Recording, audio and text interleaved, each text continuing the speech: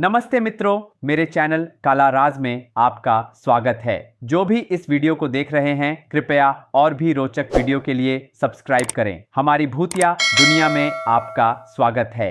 मृत आत्मा। एक छोटे से गांव में हर व्यक्ति ने एक पुराने पंडित की आत्मा के बारे में सुना था, जिसका नाम था वेन्नेल राव। वह सभी लोगों की देखभाल करने के लिए विशेष रूप से बुलाए जाते थे, लेकिन 2 दशक पहले एक असामयिक मृत्यु ने उन्हें गांव में ही छोड़ दिया। इसलिए उनके मंत्र और पाठ 7 रातों की प्राचीन कहानियों का हिस्सा बन गए। कुछ रातों में गांव वालों को अचानक अजीब आवाजें सुनाई देती थीं। यह वेन्नेल राव की आत्मा है जो अपनी मानवता खो रही है, गांव वाले फुसफुसाते थे। लेकिन कोई भी यह देखने की हिम्मत नहीं करता था कि उन 7 रातों में क्या होता है जब वेन्नेल राव की मृत्यु की बात सुनाई देती थी। कुछ महीनों बाद एक युवती नंदिनी ने गांव की रहस्यमयी प्रकृति को समझने और उसका सामना करने का फैसला किया। वह प्राचीन ग्रंथों को पढ़ते हुए वेन्नेल राव द्वारा छोड़े गए 7 रातों के मंत्रों की शक्ति को समझने की कोशिश करने लगी। पहली रात को वह सूची नहीं बना पाई, लेकिन उसने अपने डर को दूर करने की कोशिश शुरू की। उसी रात नंदिनी उस पुराने पंडित के कमरे के सामने खड़ी थी, असीम श्रद्धा के साथ मंत्र जपते हुए। वहां ठंडी हवा में वेन्नेल राव द्वारा बनाए गए मंत्रों की किरणें चमक रही थीं। परिणाम स्वरूप वह मुस्कुराते हुए खुले मंत्रों से ज्ञान प्राप्त करने की कोशिश करने लगी। पास में पुराने सिद्धांतों पर आधारित एक किरण ने उसे प्रज्वलित किया। हे दर्शकों, कहीं भी अस्थाई महिमा की तलाश मत करो। नंदिनी ने अंततः वेन्नेल राव की आत्मा के साथ संपर्क स्थापित किया। ये बहुत रहस्यमय था, लेकिन उसे डर भी लगा। आपने मुझे कितनी महिमा दी है? क्या मुझे इससे लाभ हुआ है? उसने डरते हुए पूछा। तुरंत वेन्नेल राव की आवाज गूंजी। यदि तुम मुझे अवसर दोगी तो मैं तुम्हें इस जीवन में सच्चाई का रास्ता दिखाऊंगा। उन्होंने कहा, क्या मैं तुम्हारी सेवा कर सकता हूं? इसके बाद नंदिनी ने नरसिंह मंत्र को श्रद्धा के साथ जपना शुरू किया। इससे वेन्नेल राव ने उसे शांति प्रदान की। यह समझ में आया कि उनके शब्द कितने शक्तिशाली थे, जो आत्मिक केंद्रों में सत्य को प्रकट करते थे। रात के अंधेरे में नंदिनी ने आत्मविश्वास प्राप्त किया, लेकिन उसे यह भी समझ में आया कि यह लाभ उसे आत्मनियंत्रण की ओर ले जाएगा। अपने मन में बनी आशंकाओं के कारण नंदिनी ने यह समझने की कोशिश की कि उसे और ज्ञान की आवश्यकता है। इस तरह नंदिनी ने उस भयावह रात में मंत्रों का पाठ किया और वेन्नेल राव ने नई कोशिशों के साथ उसे पुनर्जनन की ओर ले गए। लेकिन इसके खत्म होने के बाद वह एक अनंत स्थान में खो गई। तभी कई आवाजें सुनाई दीं और वेन्नेल राव प्रकट हुए। तुम अपने रास्ते पर चल पड़ोगी, उन्होंने कहा। अगले दिन गांव वालों ने नंदिनी को देखा। वह पूरी तरह बदल चुकी थी, लेकिन वेन्नेल राव ने उसे डरावने संदेशों के साथ छोड़ दिया। नंदिनी ने अपनी आत्मा को मजबूत किया और गांव में हर दिन सुधार लाने लगी। वेन्नेल राव की मृत्यु के कारण को समझकर उसने इस समय के पुनर्जनन को स्थापित करने की कोशिश की। नंदिनी ने कई रातों तक उस पुराने पंडित की आध्यात्मिक शक्ति का अनुभव किया और अपने भीतर 2 व्यक्तित्वों को टकराते हुए देखा। वेन्नेल राव ने अपने प्राचीन ज्ञान को साझा करते हुए उसे नई शक्ति देने की कोशिश की, लेकिन उसके जीवन में डरावनी परिस्थितियां भी बदलाव ला रही थीं। वेन्नेल राव की आत्मा में विशेष शक्ति थी, लेकिन उसकी अच्छी चिकित्सीय विशेषताओं को खतरे में डालते हुए नंदिनी ने बोलना शुरू किया। तुम मेरे साथ मेरे दिल को जोड़ रही हो, लेकिन मुझे यहाँ होने के कारण पूरी तरह समझ नहीं आ रहा, उन्होंने कहा। मेरी शक्ति तुम्हें नष्ट करने की दिशा में नहीं जाएगी। तीव्रता से नंदिनी ने उस पुराने पंडित के प्रेम और आत्मा को समझकर लोगों के बीच अपने भविष्य की स्पष्ट दृष्टि प्राप्त की, लेकिन वह तुरंत अपने डर को नियंत्रित करने में असमर्थ थी। मुझे अपने परिवार को उस रास्ते पर बचाने के लिए तुम्हारे पुराने बंधन को तोड़ना होगा, उसने दृढ़ता से कहा। हालांकि नंदिनी ने अगली रात मंत्र पढ़ने की घोषणा की। क्या तुम मृत आत्मा में एक रूप को स्पष्ट रूप से देखकर मेरी आवाज को मजबूत कर सकती हो? वेन्नेल राव ने शक्तिशाली ढंग से जवाब दिया। यह तुम्हारा दर्शन होना चाहिए, लेकिन अगर तुम मुझे चाहती हो तो मैं तुम्हें बहुत कठिनाई दूंगा। उस रात नंदिनी ने नदी के किनारे खून की आवाजें सुनी और वेण्णेल राव का सामना करना शुरू किया। मेरे प्रिय स्वामी, मुझे स्पष्टता चाहिए, उसने महिमा मांगते हुए कहा। पास में अन्य विशेष अग्नियां उसके शरीर को घेरने लगीं। तब नंदिनी ने अपने भीतर उमड़ते भावनाओं को देखा और वेण्णेल राव के साथ एक मजबूत संकेत के रूप में चुप्पी में यात्रा शुरू की। तुम निस्वार्थ हो, लेकिन इस बंधन को बढ़ाने में मेरी मदद करो, उसने सोचा। नंदिनी ने एक नया लेख लिखा। क्या मेरे आसपास कई आत्माएं हैं? उन्हें बुलाओ और नमस्ते के साथ ज्ञान तुम्हें रास्ता दिखाएगा, लेकिन तुम जो स्वतंत्रता दे रहे हो उसे दो। इस समय नंदिनी के रास्ते में जंजीरें आईं जो उसे अलग करने की कोशिश कर रही थीं। तुम मेरी शक्ति को हर विशेष घटना में बढ़ा रही हो, वेण्णेल राव ने खुद से पूछा। मृत आत्मा ने नंदिनी को उनके विचारों में गहराई से स्थापित किया और नंदिनी ने उनके ज्ञान पर भरोसा किया। तुम्हारे माध्यम से मैंने प्रकाश पाया, उसने समझते हुए आशा के साथ कृतज्ञता व्यक्त की। अगले दिन कमल जैसे ज्ञान को अपनाते हुए गांव वालों ने नंदिनी को दिल से स्वीकार किया और आध्यात्मिक जीवन को साझा किया। यह भक्तों के बीच अमृत की तरह था। इन अनुभवों को शांति से समझने वाली नंदिनी ने खुशी से जीत हासिल की। गांव वालों ने अपने दिलों में खुशी के साथ महसूस किया। इस तरह नंदिनी ने अपनी उपस्थिति को मजबूत किया और वेण्णेल राव ने उसे छोड़कर चले गए। आत्माओं का अंतिम ज्ञान और मित्रता शुरू हुई। नंदिनी अब वेण्णेल राव के साथ अपने अनुभवों को साझा करने के बाद और भी मजबूत और दृढ़ हो गई थी। उनके द्वारा दिए गए ज्ञान के लिए धन्यवाद देते हुए उसने कुछ गांव वालों को आत्मा की यात्रा के बारे में बताने का फैसला किया। वह उन्हें उन शक्तियों के बारे में प्रेरित करना चाहती थी जिन्होंने उसे प्रेरणा दी। गांव में आयोजित एक सुंदर समारोह में नंदिनी ने अपने अनुभव साझा करने की तैयारी की। इस सभा में गांव वाले एकजुट होकर आए। हर कोई उत्साह के साथ नंदिनी को सुनने के लिए उत्सुक था। मुझे क्या कहना चाहिए? नंदिनी ने सवाल किया। हमारे हर दिल में एक शक्ति है, यह हमें दूसरों की आत्माओं और अनुभवों को साझा करने के लिए प्रेरित करती है। इस तरह उसने शुरू किया।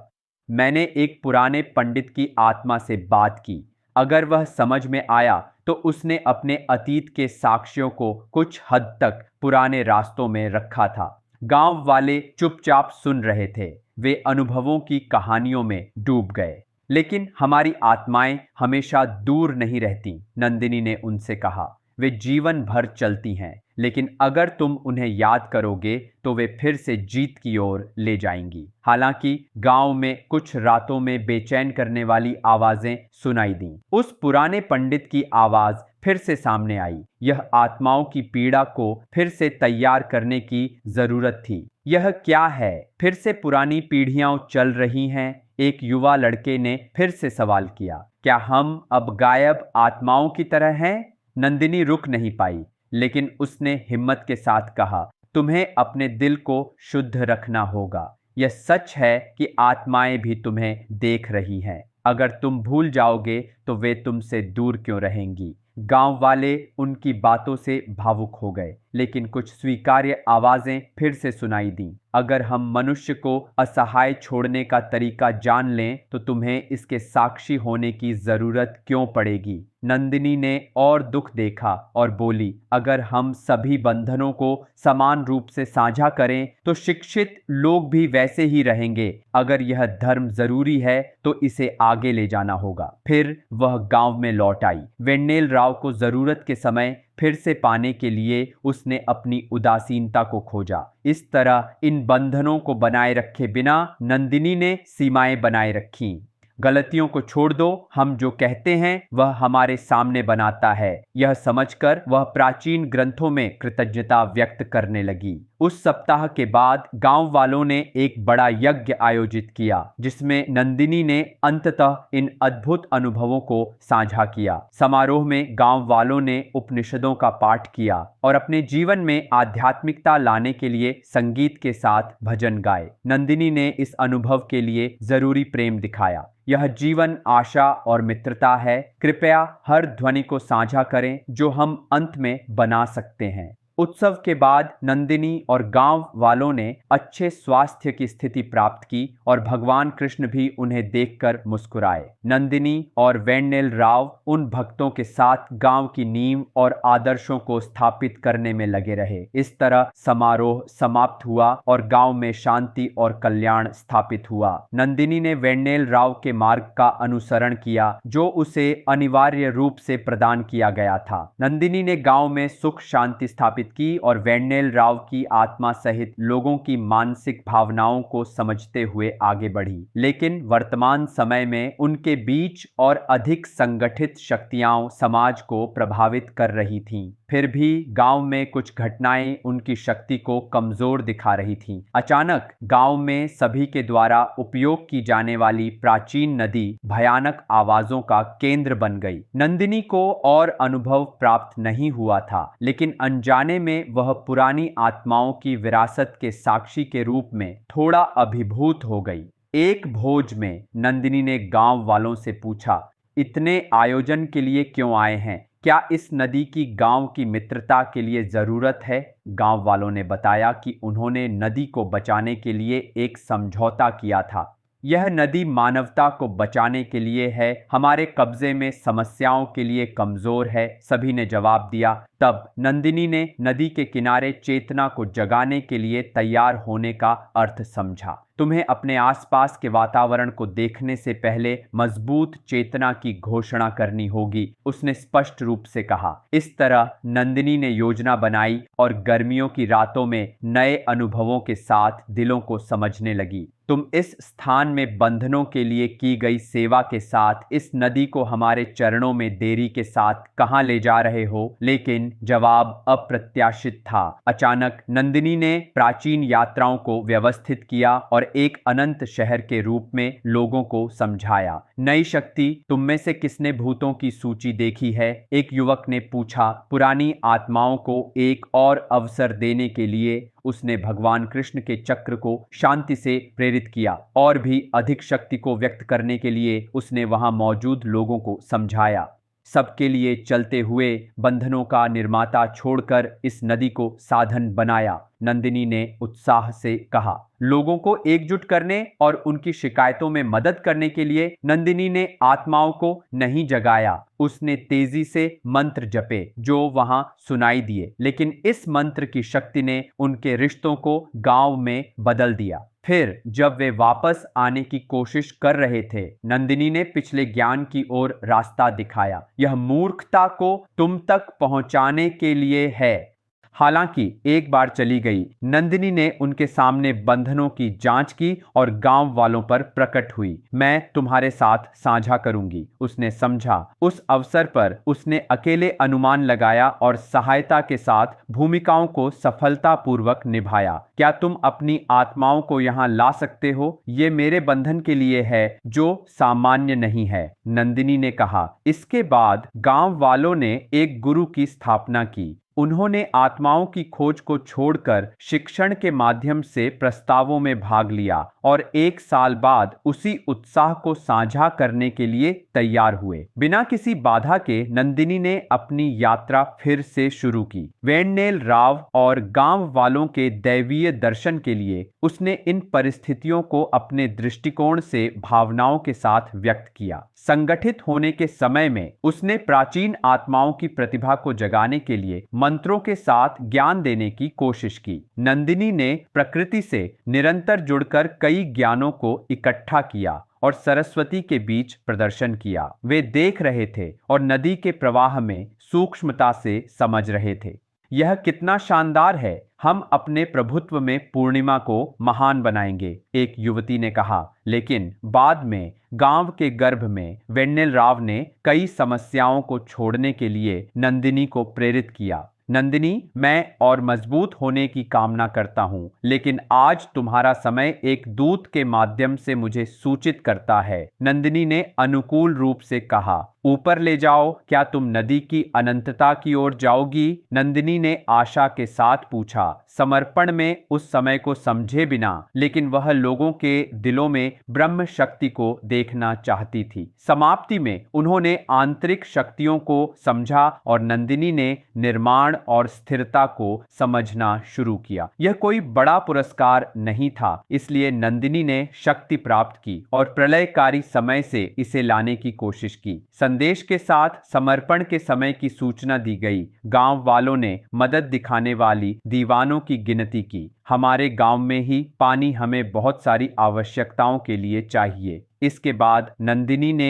यात्रा शुरू की, जो धीरे धीरे समझाने के साथ दुखों को नेतृत्व के साथ अपने पूर्वजों के हित के लिए कारण बन सकता था। संदेश के साथ उसने वर्ष भर रीति रिवाजों को साझा करने के लिए साहसिक कदम उठाए। उसी समय प्राचीन आत्माएं नदी के प्रवाह में आगे बढ़ रही थीं और जिला अंतिम शक्ति के रूप में बस को ला रहा था, बिना किसी दुख के। नंदिनी ने अपनी यात्रा में कई चुनौतियों का सामना किया और अपने गांव को नई आशाओं के साथ आकार दिया। नदी क्षेत्र की समस्याओं को हल करने के प्रयासों ने उसके व्यक्तित्व को बढ़ाया। गांव वालों ने उसकी सच्चाई को समझा और यह जाना कि नंदिनी ने जो चाहा उसे सभी को अपनाना चाहिए। एक दिन नंदिनी ने गांव में आयोजित एक बड़े सम्मेलन में भाग लेने का फैसला किया। इस कार्यक्रम में वे नई योजनाएं और तरीके बनाने के लिए एक साथ आए। हमें अपनी सामाजिक जिम्मेदारियों को निभाना होगा और नदी क्षेत्र को पुनर्जनन करना होगा, नंदिनी ने प्रेरणा के साथ कहा।